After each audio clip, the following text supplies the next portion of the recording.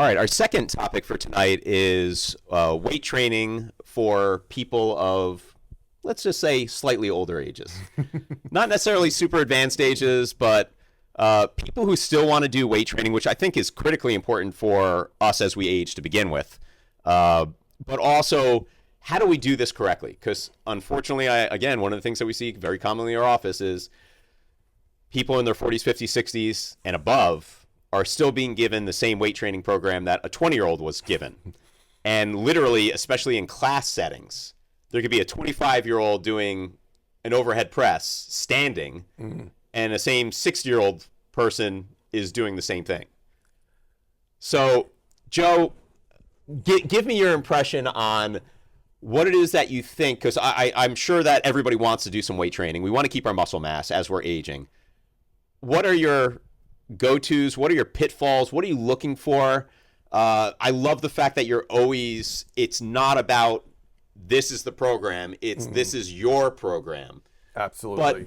But where would you start with somebody, let's just say in their 50s, that is trying to continue to weight train, but is really struggling because they get hurt every time they do it? Yeah, that's like my first rule is if it hurts, we're not doing it. The old no pain, no gain thing, it's got to go.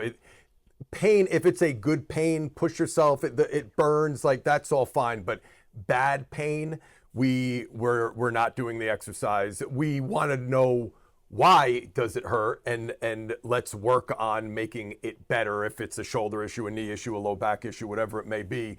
But rule number one with me, if it hurts, don't do it. And rule number 1B is, and we spoke about this before, there are no mandatory exercises. So I'm not going to force feed any exercises to any client. What I do want a well-rounded program that strengthens all the foundational movement patterns. I would like them doing some kind of a squat, some kind of a hinge, some kind of a lunge, an upper body push and pull, some kind of a loaded carry. I think it's beneficial to load all of those movement patterns, but the specific exercises that we choose for each pattern is going to be determined by the person, their body type, their limb length, their proportions, their training age, how long have they or haven't they been training, etc.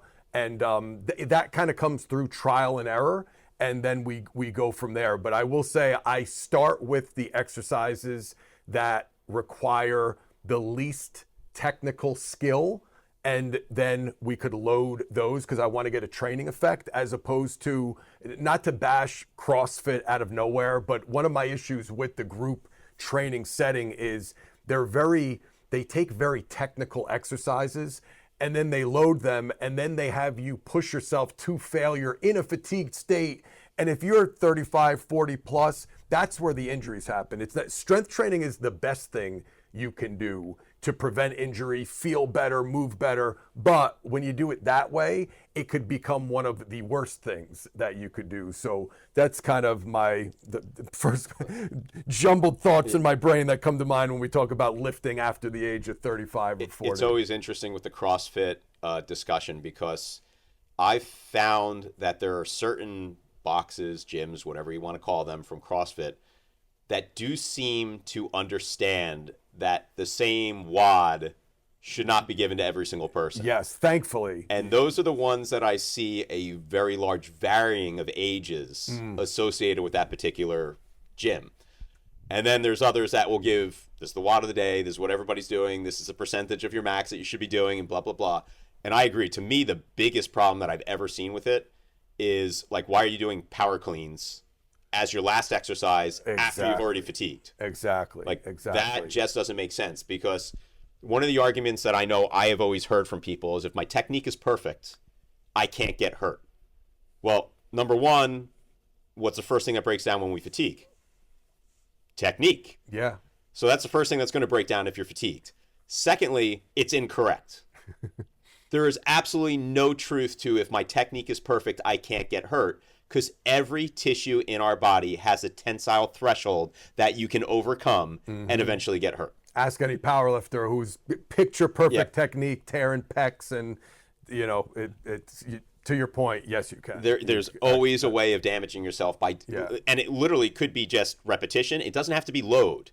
It could always be volume. It could be reps. The number of reps you did just exceeded what your tissue can handle. It could always be the amount of load that you put in. It could be a single rep. It could be the 5 reps, whatever it is. But there's always a way of hurting yourself, even with technique is perfect. Yep. And you see that even with our greatest sprinters. Like, we take weightlifting out of it. You'll see it with the greatest sprinters in the world. They might have flawless technique, but they go at such a ballistic level, something that I couldn't even comprehend in speed, that eventually their muscles are going like, you went too far. Yep. And nowadays, everybody's bigger, stronger, faster. And I don't know if the human body has evolved fast enough to catch up with that. It's a good point. But those are things that I know that I'm looking at saying, all right, well, yeah. The other thing I think from our standpoint, at least mechanically, is we talked about this in the squat. Should be doing overhead presses if they don't even have the shoulder mobility to bring the arm overhead comfortably. Like, why are you loading the tissue then? So looking at that, it's saying, am I really somebody who should be doing overhead weighted presses?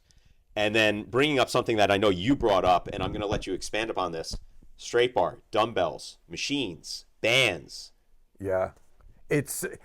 One of the, as beneficial as strength training can be when done right, man, when you do it wrong, I think one of the most dangerous things you could do is building strength on top of dysfunction. Like, if you can't get your arm overhead, you're pressing, at a 45-degree angle, but you're a meathead and you just want to keep loading that bar, and all you care about is adding more weight to the bar, and you develop some strength, but your technique is awful. And that's what I've seen as the kind of number one cause of injury is lifters that have built a lot of strength, but on top of dysfunction. They didn't master the movement first unloaded. They just went right to, I want to see how much weight I could lift.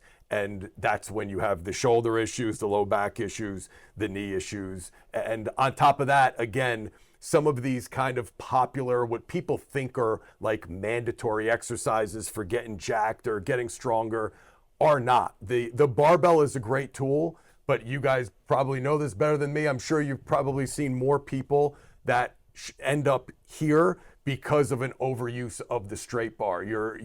When you do a straight bar bench press or a straight bar squat or a straight bar deadlift, you have to, instead of the exercise kind of conforming to your body, which you can do with dumbbells. If my shoulder hurts a little bit, I could externally rotate. I could keep the dumbbells a little bit closer.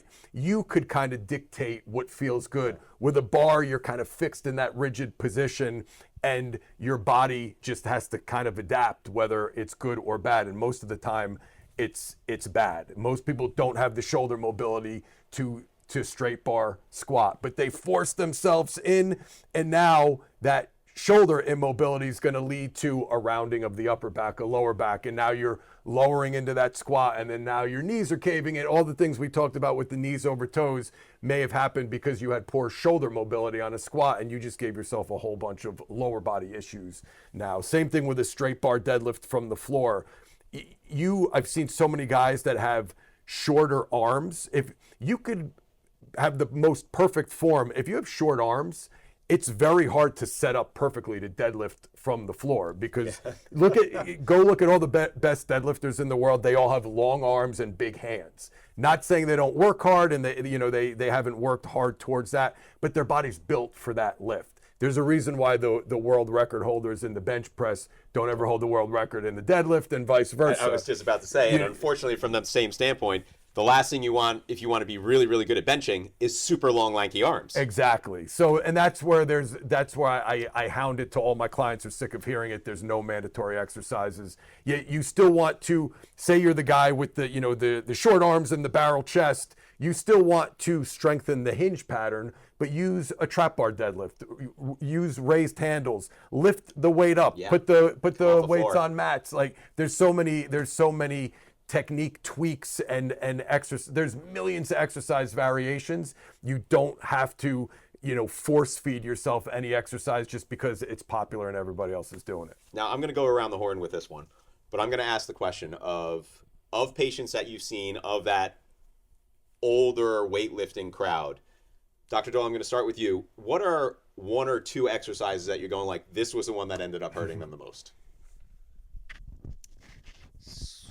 Deadlift is usually number one that I see come in. And I think if I'm going to say what injured them, it was usually their ego. When they were younger, they thought that it was okay to be lifting hundreds of pounds. And, that was the only thing that was going to get them a cut body. And now they're dealing with the consequences down the line. Joe, what about you? If you had to pick one of those exercises or two of those exercises, you're going like, this is the one that they kill. The deadlift is huge, but also straight bar, squats, and bench press. And again, not to pick on CrossFit, but with the popularity of CrossFit, the kipping pull-up has, from what I've heard and people who have come to me post CrossFit, that one has ruined more shoulders than any other exercise, besides maybe the overhead press prior, but the kipping pull-up has done some major damage in the past couple of years. My statement has always been the shoulder is not a weight-bearing joint. And then the speed at which is being done, handstand push-ups with kipping. That's another one where I look at that going like, it's not what the shoulder was designed to do. Like when you look at a gymnast as an example who turns the shoulder into a weight-bearing joint, you notice the only time they actually really stay inverted like that is when they're doing some walks on their hands. Yeah. But it's very quick. It's off the arms very quickly. Even when they're doing their tumbling routines, they are not staying on their hands and wrists for long periods of times. It is almost like a point of contact and immediately getting out of it, using their momentum of their lower body to propel them over their arms. Absolutely. So when you start seeing people turn the shoulders into weight-bearing joints, that to me is a big problem. And I've said this all the time, like, all right, think about what the shoulder is designed to do. Like your hip and your shoulder are designed similarly, except completely differently. The ball and socket part of a hip is much more stable, less motion, stronger muscle groups, stronger ligamentous groups. You look at the shoulder, the old, analogy of golf ball on a tee. It's meant for massive motion. It's not meant for massive power. So again, when people are telling me I'm going to my exercises now, deadlift definitely. Overhead pressing is one of my least favorites. I'd go crazy when I hear about people doing heavyweight overhead pressing, and I literally say, you should go look at an anatomy book. Yeah. Your shoulder wasn't designed to do this. Like, it's okay. And I say this when I teach a lot of chiropractic students. I say to them all the time, look, I'm happy that you guys are working out. Please don't stop. Stay physical, stay strong. The worst thing in the world you could ever do is stop working out, especially when you get out into practice. But for the love of God, if you want to be somebody who's going to use your shoulders for the next 40 years, stop overhead pressing heavy weight. Yeah. Your shoulders are going to disintegrate. I couldn't agree more. And especially when it's straight bar. Yeah. Which dumbfounds me even more. I'm not a big advocate of straight bar lifting as well. I prefer dumbbell. Again, because a straight bar requires you to develop the mechanics, so to speak, around the straight bar. Yeah. Whereas when you're doing dumbbells or even hammer strength stuff where it's individual arm, you still have the ability to change your fulcrums a little bit and work better through that lift. Yeah. So that's one thing.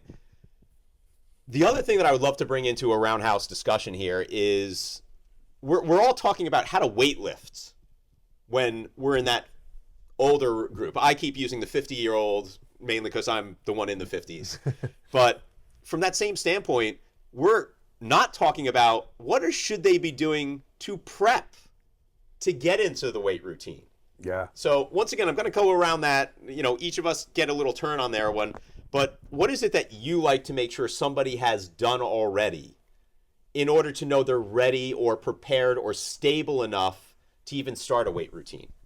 Yeah, I think people forget your body weight is still strength training, and we use the term earn the right to lift the barbell or lift the dumbbell. So we have body weight movements that we like to see the clients perfect: body weight squats, push-ups, walking lunges, isometrics, holding a squat position for X number of seconds, holding a lunge position, a flexed arm hang instead of going right to chin-ups. So we have a number of body weight movements that I like to see them master first, and we have different metrics for different age groups and depending on what their training history was as well. I think if it was someone who has lifted prior and they have some experience, they can, I don't want to say jump right back in, but every exercise does scale. So you could strength train while still keeping it very safe. Just because you're strength training doesn't mean you have to do a 3-rep max or a 1 RM. You hold light dumbbells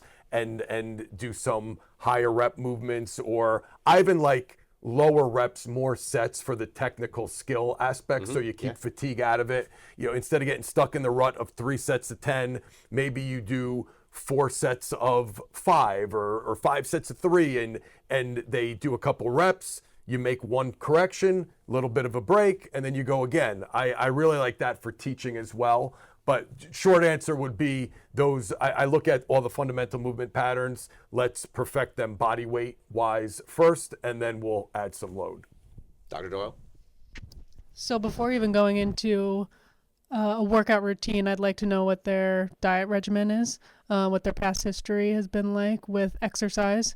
So if I'm taking an older individual in their 50s who's never really worked out in their life and have a standard American diet, I would assume that the normal progression of their hormones have been decreasing over time. So testosterone, estrogen, insulin-like growth factor. So that plays a role in their muscle function, their muscle mass. So if you're taking these individuals who are low muscle mass, don't really have any kind of muscle memory on workouts, then I would think of more of an education standpoint from that before they go into a workout routine.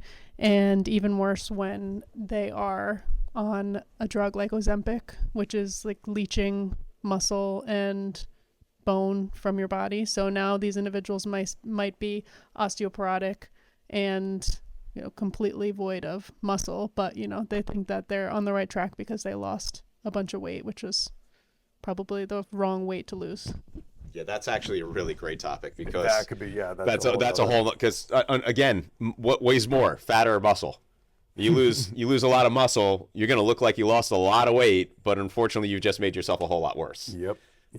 I know from my perspective, one of the major things that I like to know, and again, I use myself as an example as that older aging athlete who's still trying to stay in it, is I've used this term all the time. Like we always say core. And the first thing we always think about of core is low back stability core. My feeling is the core, every joint in our body has a core. If we want to talk about the shoulder, the rotator cuff and scapular stabilizers. So everywhere in our body has a core. And my feeling is if the core of that region that we're training isn't strong enough to do weighted resistance, we're not there yet. We need to go all the way back to making sure that we've stabilized, at least for a few weeks, those kind of major core tissues in order to get them. Now, we always say in our office, our rehab isn't designed so that you can go squat 1,000 pounds. Our rehab is designed so that you're stable enough to go to your gym and squat 1,000 pounds. So from our perspective, I know that is one of the things that we want to do is we always want to keep looking to see what's really going on with that individual. Is the hip, is our lateral stabilizers good enough to actually do the squat? Is our foot intrinsic musculature strong enough to actually hold a good arch while you're doing closed chain activities? So to me, that's one of the things that I always like to look at is really where is their core stability of that particular body part that we're trying to exercise. And if that's strong enough, then progressing them into exactly what you've said. I love that every body part has a core. I like that. Stealing that one. Neck, deep neck flexors, every single body part has a core. It's just making sure they're strong enough in order to do the activity that we want to do. Yeah.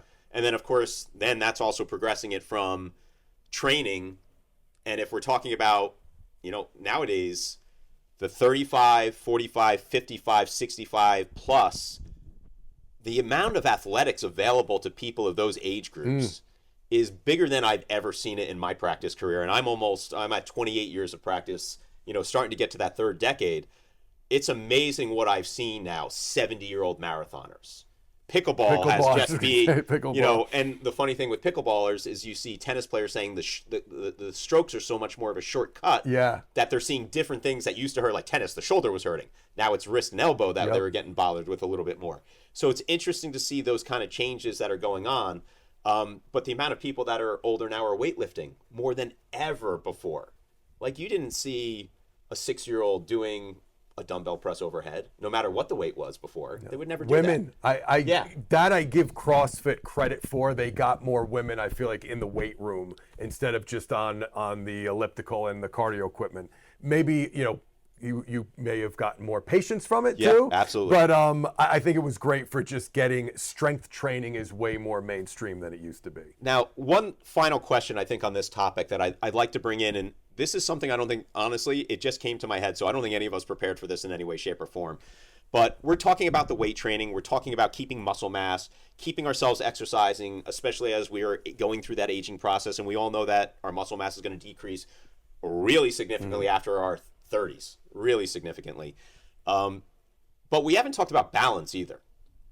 And the reality is we could do all the weight training in the world, but one of the greatest fears moving forward in life is falls. So tell me, is there anything in particular? I know your gym is not necessarily specifically set up to train people in that, but are there things that you do within your gym to actually enhance some of that, we'll call it proprioceptive or balance coordination aspects, rather than just straight squat training or press training or something along those lines? Are there things that you do within your gym or within your training programs, because you do a lot of education as well, to actually advance the balance component? Yes, I do feel the general strength does help lay a foundation for that. It's funny you brought up the fall thing, because I was doing some research on that recently. It's kind of scary when you read, what is it? If you fall after the age of 65 and end up breaking your hip or femur, your risk of dying in the next 12 years goes up like 30 or 40% or something scary. But yeah, all the more reason to train. And I would say balance and speed, so to speak, not necessarily, NFL combine 40-yard dash speed, but foot speed as an older individual, because the research also does show, you talked about losing muscle mass and strength, speed and our ability to kind of move quickly. That's the characteristic that we lose the most. Reaction the time. fastest. The reaction Absolutely falls off a cliff after the age of 40. It's way more than muscle mass or strength. So I think the good news, what I found with that is, though, you don't need a lot to maintain. If you have been training it, you don't need a lot to maintain it. So like our kind of foundational general answer would be strength training in general will certainly help. For the balance stuff, I think the stability ball and wobble board, all that stuff has its place, but for real life balance, I always say, unless you're walking down the street during an earthquake, the ground isn't moving, you're moving on a stable surface. So for balance training, I still like things like Bulgarian split squats and unilateral exercises where maybe we offset the load. You're holding one kettlebell instead of always keeping everything even. Maybe it's a kettlebell in the rack position in one hand and letting your other arm hang to the side.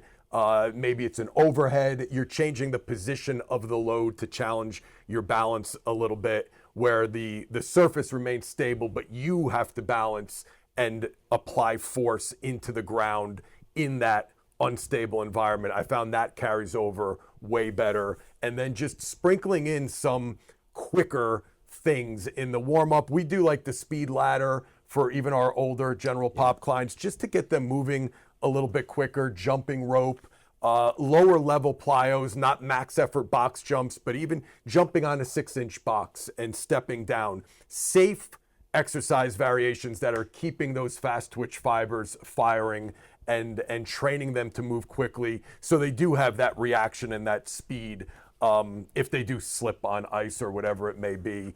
And then with that, kind of the final progression is reacting to a visual or verbal stimulus. Instead of just putting them in an unstable environment, maybe we're doing a ball drop drill where they react. And again, you want them to work up to that, but those that are capable of doing a short little, 5-yard run to grab a ball, pointing directional stuff, they have some fun with the training. We even warm up with spike ball or like tag in a small confined area, and they have fun with it. You get a great warm up, and you're still training all those components.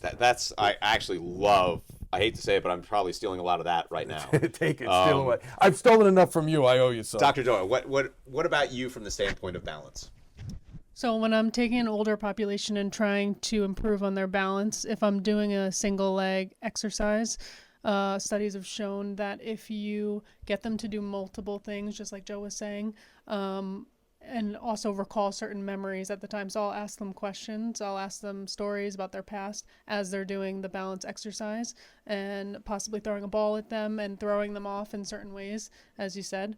But then also trying to, as a memory, recall certain things to train certain aspects of their brain. I love that. Yeah, that's also fantastic. And interestingly enough, I actually find that with what Dr. Doyle just said, that's exactly right. Like, they're physically able to do an activity, but all of a sudden, if you bring in a cognitive function, it's all of a sudden the brain slows down. They can't literally answer questions when they've already been overstimulated neurologically with balance, control, or whatever coordination that you have them doing.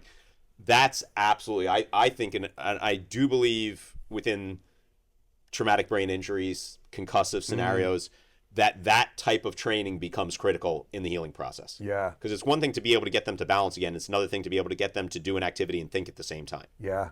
So, and I'm sorry to interrupt.